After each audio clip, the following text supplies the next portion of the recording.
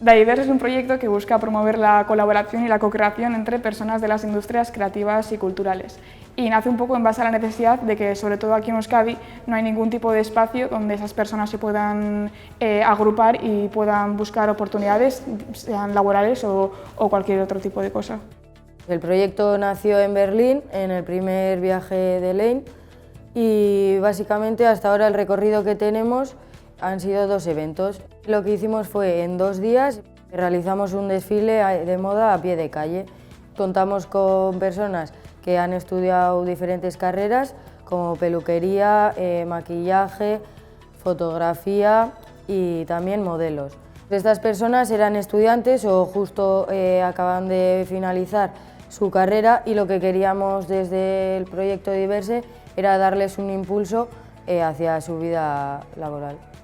De cara a futuro, ahora mismo estamos con el programa de BBK Eking, que es donde estamos incubando el proyecto con BBK y Bridge for Billions, y pues ahí tenemos la ayuda de una mentora que nos está ayudando a llevar el proyecto, pues podríamos decir que a otro nivel.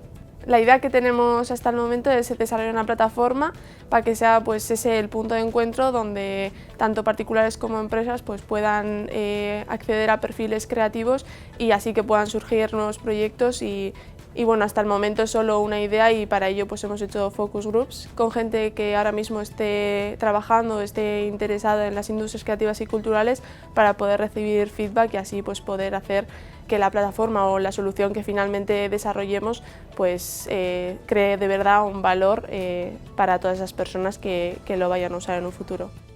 Pertsonalki, proiektu honek emozte aukerie bai pertsonak da bai espazioak antolatzie. Da hori da niri gehien gustatzen jatena. Diverseri kariño berezi zedekotzat, atzenien da hasiera batetik sortu dugun proiektue eta gaur egundan Diverse da pertsonalki indotzagun zen ekarpenak proiektueri, da hemendik aurrera gure ekarpen pertsonalak jarraituko dugu proiektu hau garatzen, da batek daki nora helduko den.